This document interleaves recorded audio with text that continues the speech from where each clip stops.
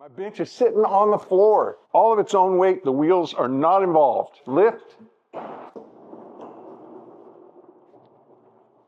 This is the Smart Cart 2, AKA the magic carpet for the Smart Bench and the Smart Station, and even the Big Bench. What is the difference between the Smart Cart 1, which is no longer available, and the Smart Cart 2? Final piece that was permanently mounted and sticking out, the wheels, the cart with the original cart wheels, have been replaced with the Bennington R8.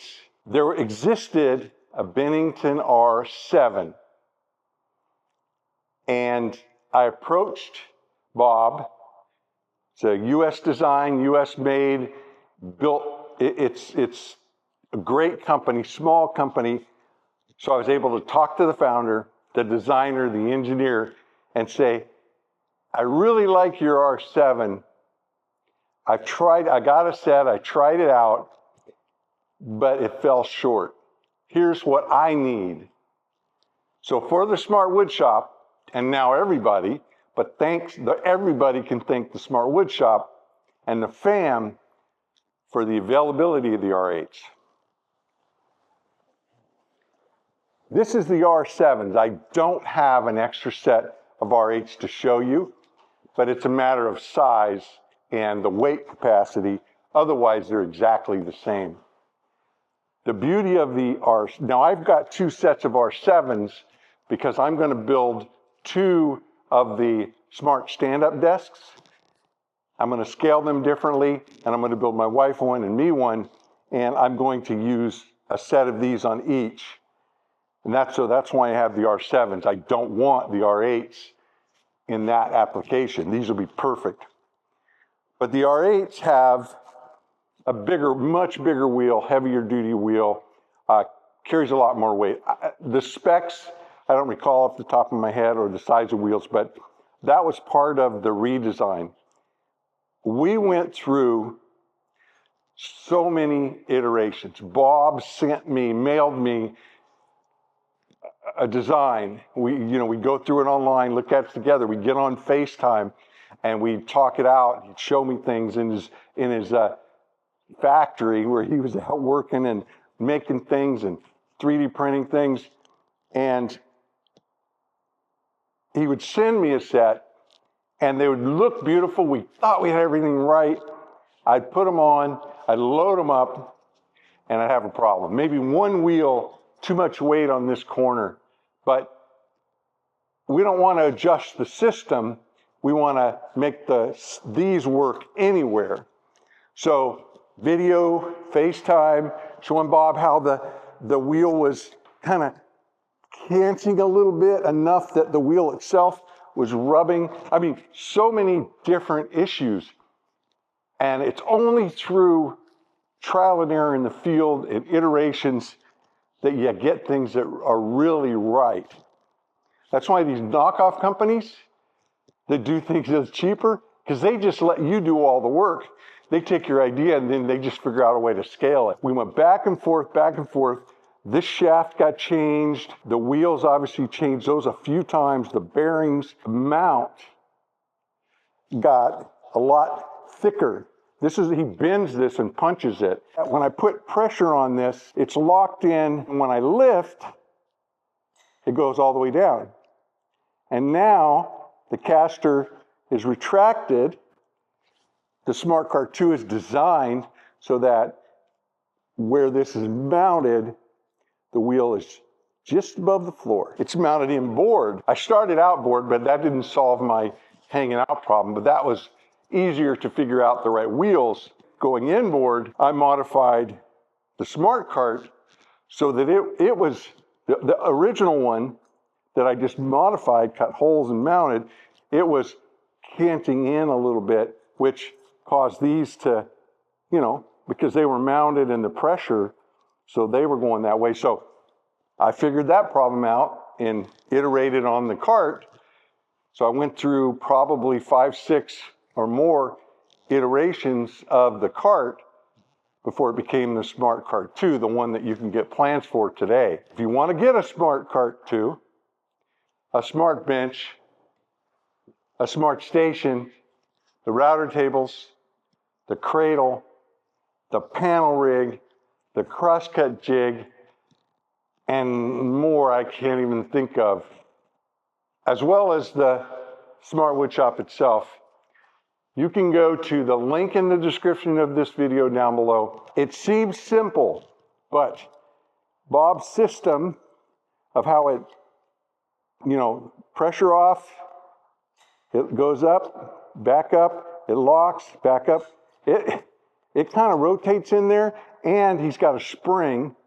We had the spring, we didn't have the spring, we had the spring, and thinking it wasn't making a difference, and it made a difference.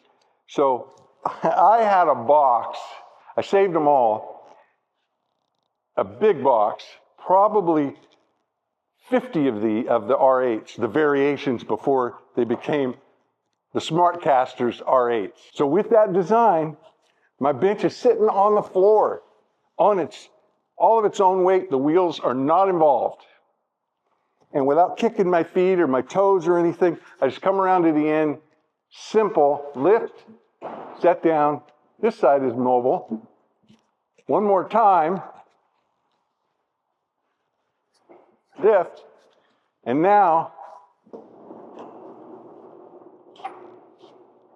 I can put it wherever I want. And remember when I said particularly handy on small jobs? Now, put yourself in a 7,000 square foot home. Now you're saving yourself some serious steps, particularly, well, for trim and for everything but hardwood. I have a hardwood install video I did way before. It actually was with my very first station. I think I called it the Total Station. Yeah, the Total Station, and then the Total Station 2, and finally this one, the Smart Station, which is very different than those two. But my very first one, when I'm doing that hardwood job, I'm hauling it in for my big box truck, predates art, and I set it up, and long way from having the magic cart, but it was the start. It was how these things happen. With me using it in the field, what I did then was set up for hardwood, and because I have a hardwood system, and I bevel hardwoods, and I make end cutoffs, and I make my own transitions, I don't do those all over the top transitions. I hate them. So when I'm doing stairs, I have the router bits that I put in the table, all of them, to make the tongue and groove. And so it takes a little time to factor all of that in. If I'm coming into a room and it's going to be tiled like a bathroom, I want to break it right under the door, but I don't want to, if I'm going in this way, I don't want the ends there. So I'll take a piece, rip it to the width that I want, because when I'm outside the bathroom and the door is closed, I don't want to see tile. And when I'm inside the bathroom and the door is closed, I don't want to see hardwood. I want that perfect line right in the middle under the door. And again, I don't do those, cannot stand them. Again, that's not a fitter, that's somebody just slamming in hardwood. I can slam in a lot of hardwood really fast, but when I get to those transitions, stairways, rooms, one flooring to another, I don't do those over the top, refuse to do it, just won't do it. So I got this one, and I can mill up anything I need to mill up, even if it's snap lock. I kind of have a way to get rid of the snap lock for just that connection, and I have these little tongue and groove sets from way back before snap lock.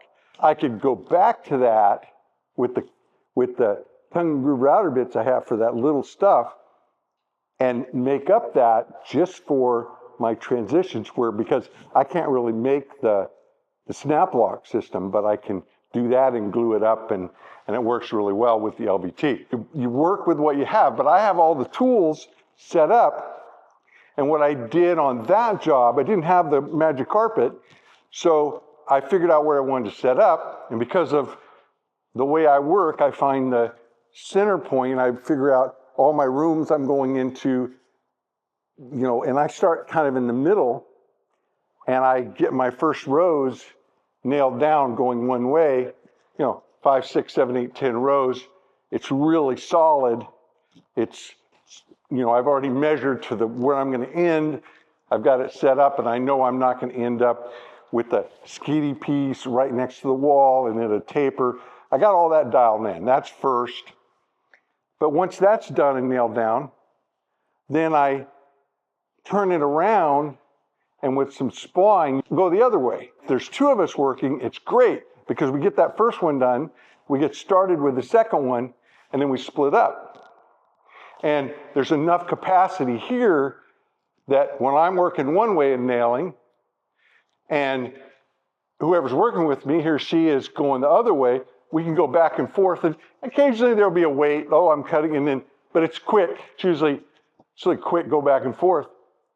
But once we get, we got the saw maybe over there, and we start in the middle, and we get, a ways in. Once there's enough room on that space, then I put a tarp there, break the bench down, set it up there, and then from there I can work both ways. But now I can just set this up, again, wherever I want, right to where we're working, and keep pushing it out of the way as we move that way. And then once that island in the middle is big enough, throw the tarp on with these nice big wheels, I can lift, get it up on there, roll it on, and then lift the other side so I'm not damaging any hardwood, put it kind of in the middle of the island, and then start working.